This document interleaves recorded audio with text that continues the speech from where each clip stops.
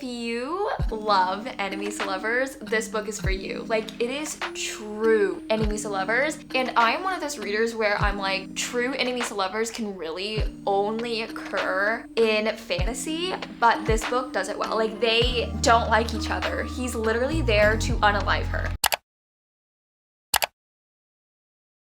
Welcome back to my channel. So today's video is super fun, which is a bookish weekend in my life. I thought I would take you guys with me through a couple of days and just do like a bunch of book related activities. I have a few bookstore trips planned. I'm gonna be reading some new releases and it's just gonna be like a good old time. So we are starting off this video by reading Taurus Season by Brynne Weaver. This is her newest release and it is also the start of her new interconnected standalone series. She is the author of Butcher and Blackbird, which is a very popular like dark romantic comedy. I'm pretty sure this book is also kind of along that line of like a dark romance with comedic relief. It's enemies to lovers, it's unlikely allies, it's small town romance. I'm not gonna lie, that's kind of all I know about this book. I love going to books blind, but obviously because this is a dark romance, I would advise everyone to look up content warnings before diving into this book just to make sure it is the right fit for you. But I'm super excited about starting this book. It has been on my radar for quite some time, so let's get into it.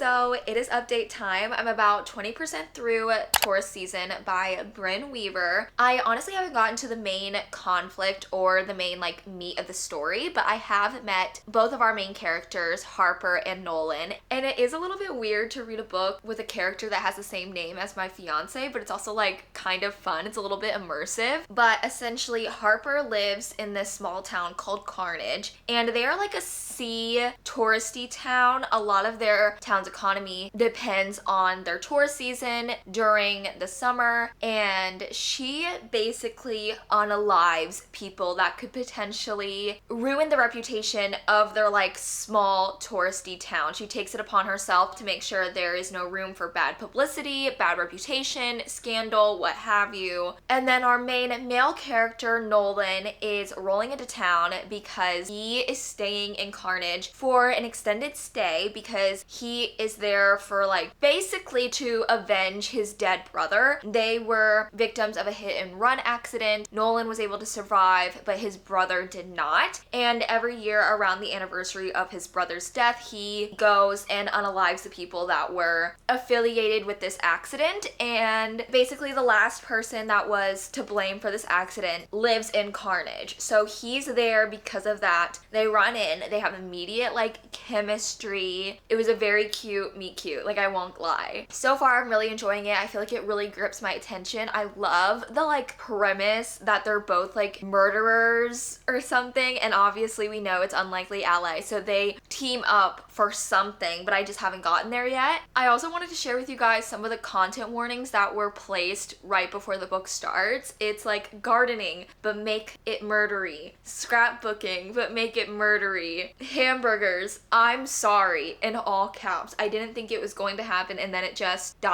happened. So there's definitely some humor involved right off the bat. Honestly, everything I've encountered this far into the book isn't that crazy, especially if you do like dark romances. It's just very, very gory. So that is where I'm at in my current read. As for what's going on with me today, it is October 3rd when I'm filming this video. And not only is today the iconic Mean Girls quote day, but it is also the day that Taylor Swift released The Life of a Showgirl. And I have listened to the album all the way through at least once. I do think I need to listen to it a few more times to like give concrete opinions, but my first impression, honestly, I am not disappointed. I am not in the category of people that like hate this album and think it's like the worst thing imaginable. There are songs I like, there are songs that I don't like, but obviously the more I listen to it, those opinions might change. I overall like the album. Is it my favorite album by her? Not really, but I could see myself coming back to it and really, really enjoying it. I feel like that happens to me a lot with her music. Like I honestly didn't love Lover. Like I really wasn't a Lover girly, and then I revisited it a few years later and love that album. Paper Rings, Me, The Archer, love it. Okay, like it just didn't get its like moment, honestly. But I will say my favorite songs off of the album is definitely Opalite. Love it. I think the whole book community is like fawning over this song. My other favorite is Father Figure. I just love it. Everything about it like eats in my head. It's just so catchy. Honestly, the first 4 songs of the album, bangers. Like love all of them. My least favorites, not gonna lie, Eldest Daughter. I had really high hopes and I like parts of it, but like the chorus just doesn't hit for me. And I don't really love Wishlist. Like those are the 2 where I'm like, it might take me a while to love you,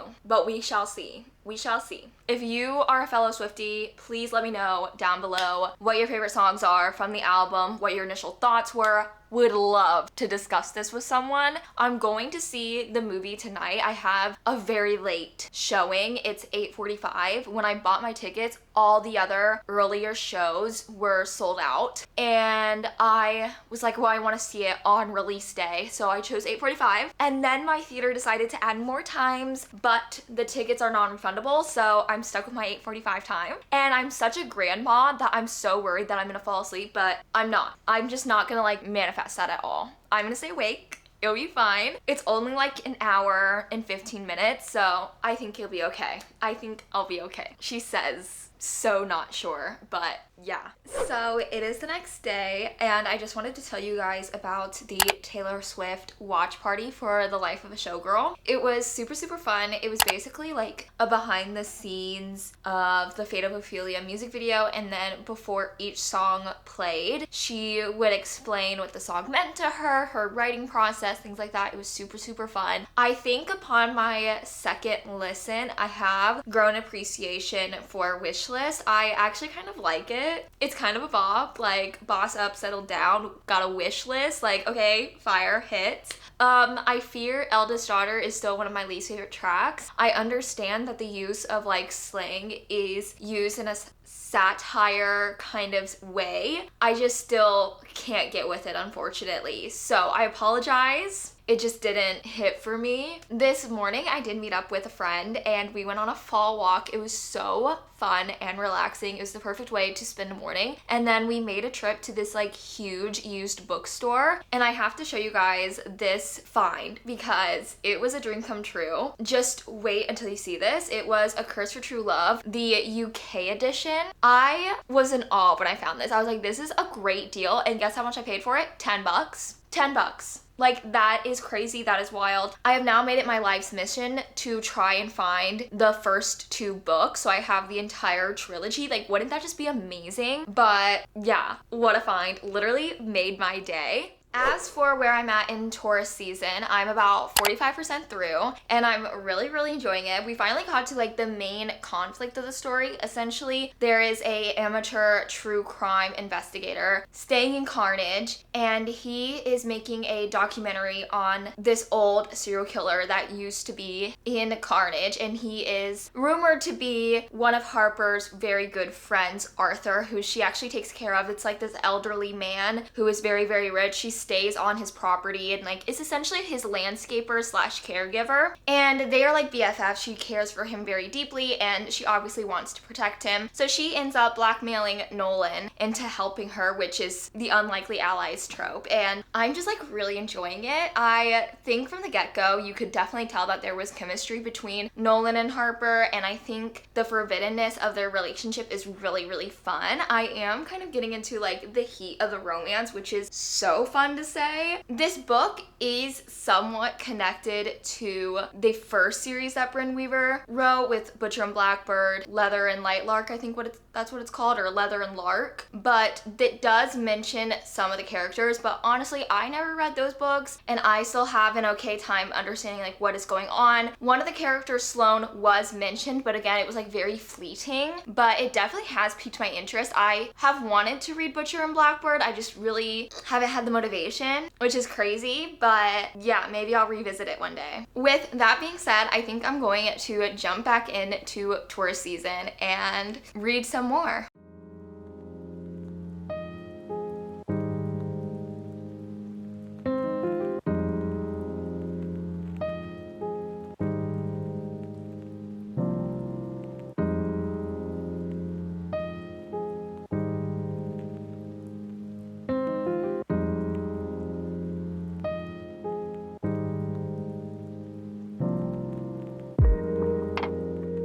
One thing that I don't really love about this book is how long the chapters are. A lot of the chapters are like 14 minutes, which means I'm either a really, really slow reader, which I don't think is the case, or they're just like really, really long. For me, I love a good like 4 to 5 minute chapter, something really breezy. There's something so gratifying about short chapters. It makes me want to read more.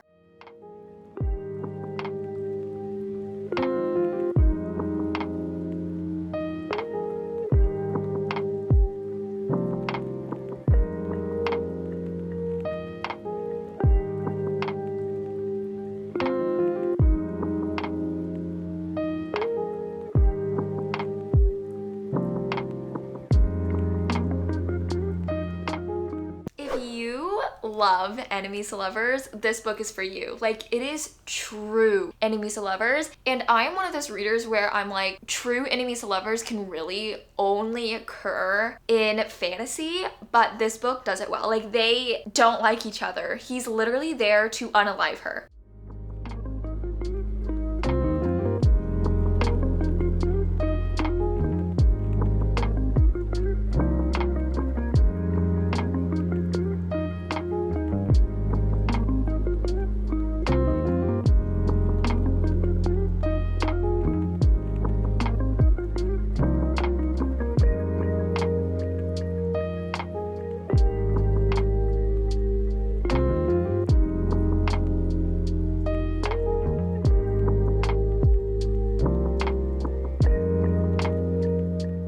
So it is the next day, it is Sunday. I wanted to quickly show you guys what I got from Love Struck Books. So basically, Love Struck Books is a all romance bookstore located in Cambridge, and it was my first time ever going yesterday. It was so, so cute. It honestly has been on my bucket list ever since we moved here, just because I feel like this is one of the bookstores that you see on TikTok a lot, and I unfortunately wasn't really able to film inside when I went, mainly because the social anxiety around like filming in public was really, really high for me yesterday. So I just decided to live in the moment, browse, and not really worry about getting content. But there are like a bunch of videos and photos online of the bookstore, so if you're curious of what it looks like, or if you want to plan a trip around going there, you could easily find a lot of videos on TikTok or Instagram. But it was so, so cute. I'm so glad I went. I actually went with 2 other girls that I met through Booksta. We we went to Love Struck Books and then we went to dinner and then we got ice cream afterwards, and it was so fun. Literally had the best time ever. I'm not gonna lie, I had to rein in my book purchases just because I'm really trying to not spend a lot of money on books recently, especially because after I moved, I did unhaul a lot of books. So I'm just trying to keep my physical TBR to a minimum, but I ended up getting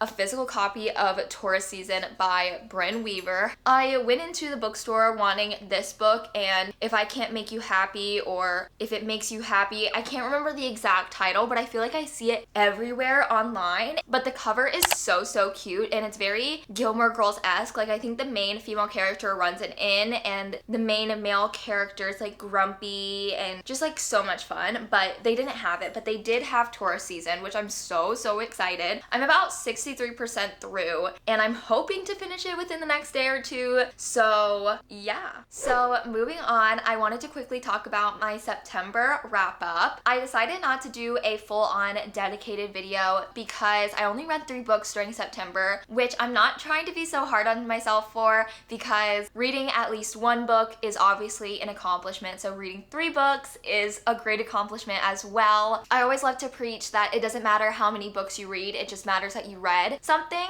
and I'm trying to adapt that mentality in my own reading habits. Not to mention, I feel like September literally just like flew by, so I guess I just got lost a little bit. I just thought I had more time to read, and I did not. But the first book I read during September was Savor It by Tara DeWitt. I actually listened to this on audio, and I really liked the audiobook. For me, audiobooks need to be something a little bit cozy, a little bit easy to follow along. Like, I love to multitask and also listen to audiobooks, and I feel like this book was perfect for that. This is actually the first book of the Spoons Interconnected standalone series. Essentially, this series follows the Bird family, which is a family that lives in the small town of Spoons. It's kind of like a coastal town, I think. They rely a lot on tourism, and it's just like very cutesy and cozy. And yeah, the first book follows Sagebird, who is the youngest of the Bird siblings. She recently went through kind of a life-altering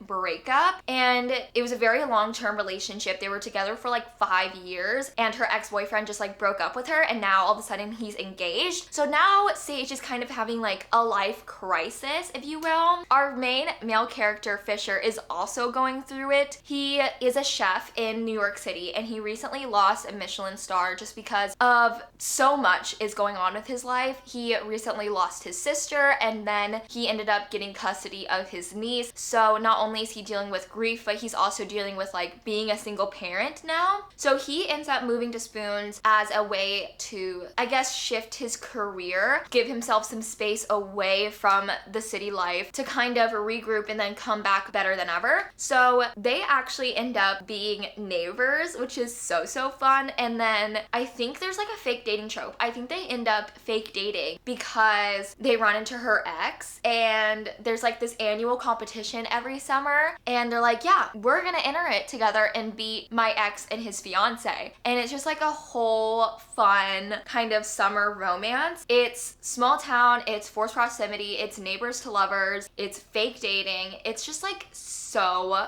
fun. I ended up rating it a 3 stars. I feel like if you love a small town romance, you want like a fun, spicy read, this is the book for you. So the next 2 books I read were actually part of a reading vlog that I uploaded recently, so I'm not going to spend too much time on it, but I did want to talk about it in this video just because why not? It's part of my September wrap up. But the first book was A Witch's Guide to Magical Innkeeping. This was a 3 stars for me. It was actually the second book pick for my book club that I host through an indie bookstore here in Massachusetts. But it is about Sarah Swan, who is a witch, and at a young age of 15 years old, she's exiled from the Witches Guild, and she was a very promising witch. It's just she ended up having to make a choice between her magic and a loved one, and she chose to perform an illegal spell to save her great aunt from dying. And ever since then, she doesn't have the same magical ability, if you will. And then the book fast forwards 15 years later, and we get to see Sarah Swan's life now post being exiled. She's obviously trying to get her magic back, but she really just hasn't had any strong leads until a magical historian, our main male character Luke, enters the chat and ends up being a guest at her inn. And this book just has a lot of like quirky characters. It has a very fun trope of like a sentient house. The inn is magical and is constantly like adding some whimsy, I guess, to everyone's lives that are staying there, but it is such a fun time. I will say it is closed door, so if you don't love that, then it might not be for you, but I honestly did not miss the spice. I feel like the romance in this book definitely does take a backseat. It's a little bit more about Sarah's self-identity journey and like learning to love herself and kind of a found family aspect, but the romance is like quiet, it's yearning, it's very, very sweet. So highly recommend if you're looking for a fall read. So the last book I read during September was also part of that reading vlog, so I'll make sure to like link that video somewhere so you guys can go check it out if you want to. But it was The Ex-Hex by Erin Sterling. This is a second chance romance between two witches. Essentially, our main female character, Vivi, is a witch, and she dated this other witch in college. It was kind of like a summer fling, and it did not end well. And part of her like post-breakup rage, she and her cousin, who is also a witch, end up cursing her ex. And fast forward like 10 years, they have not talked to each other, they have not seen each other. And it honestly just seemed like the curse was a joke, it didn't really happen. Well, her ex, Reese, is back in town because his family is a very prominent family in the town that she lives in. He's there to like celebrate an anniversary of the founding of the town and to also power the ley lines, which is how the witches get their powers. And basically he shows up to town and everything just like wants to kill him. It seems like he's just like has a lot of bad luck, what have you, and when he goes to power the ley lines, all hell breaks loose. Like literally the town just goes into pure chaos. So this causes Vivi and Reese to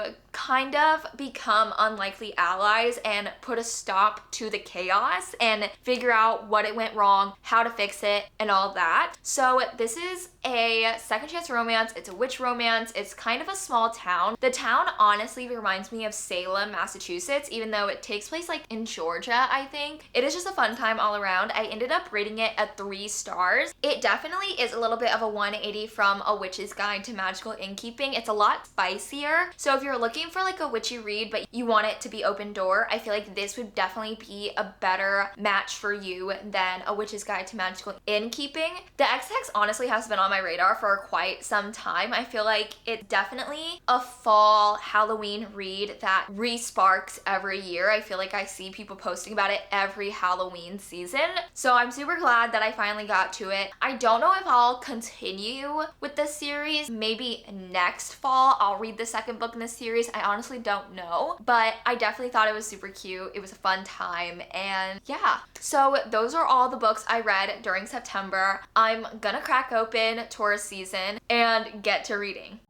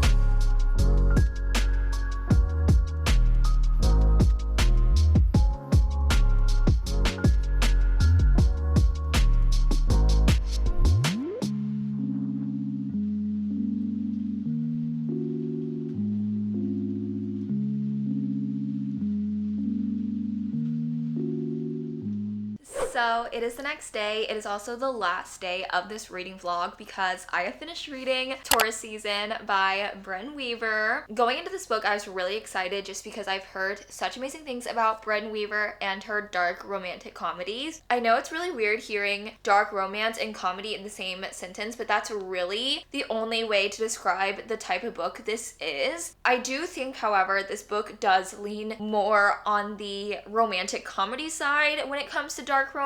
I really didn't think any of the things that happened in the book was like too outlandish to the point where I was like, oh my gosh, this is so out of left field. This is so dark. Like, this is so disturbing that I can't read it. I feel like if you don't normally read dark romances, maybe this is a way to maybe tread lightly into the genre. It definitely explores topics of like morally gray characters. It kind of blurs the lines of like what is right and what is wrong and things like that. But I think the content in itself didn't really like faze me too much. So if you're worried about this book being like too graphic, too disturbing, I really don't think that's the case. I think this book again leans more romantic comedy with some aspects of dark romance, like the fact that they're both serial killers and all of that. I will say, going into this book, I thought it was going to be a one and done. I thought it was going to be an interconnected standalone series and each couple was going to get one book, just like her other series that she has out. However, this book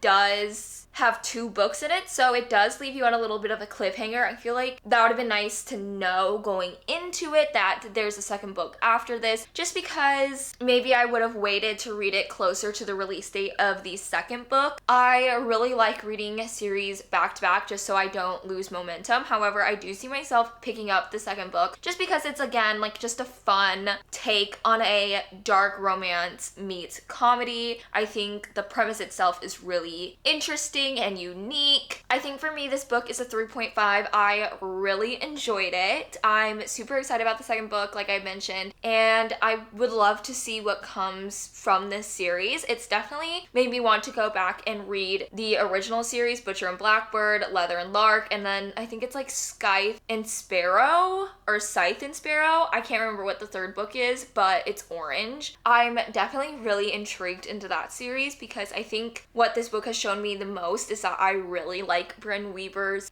writing, and I love that this book was 300 pages or less. Like, I just love a fast-paced romance, okay? So if you're looking for something to add onto your fall TBR, I think this book is a perfect choice, especially if you want to read a new release, if you want to step your foot into dark romances. I think this is perfect. And honestly, I feel like if you're in a reading slump, this book would also really help that, just because of how outlandish and crazy this whole book is, and the premise of the book and the characters and the small town that you're in. Like, I just loved it. With that being said, I think I'm gonna end the video here. Thank you so much for watching. If you enjoyed, make sure to give this video a big thumbs up. Comment down below if you've read Taurus Season, if it's on your TBR, what you thought about it, what you thought about Taylor Swift's new album, or if you just have any like fall book recs in general. I'm always on the lookout for some good fall reads. I also have a Bookstagram and Book Talk I post daily. If you're looking for like more book content from me on the regular, like on the daily, that is where you're gonna find it. So make sure to go follow me on there so you can keep up to date with what I'm doing, what I'm reading, all of that jazz. And lastly, make sure to subscribe so you don't miss out on any of my new videos. I am posting pretty regularly, honestly. I'm not gonna lie, I'm feeling pretty good about my uploading schedule recently, and I have a lot of fun stuff planned, so make sure to subscribe so you don't miss out on that, and I will see you next time.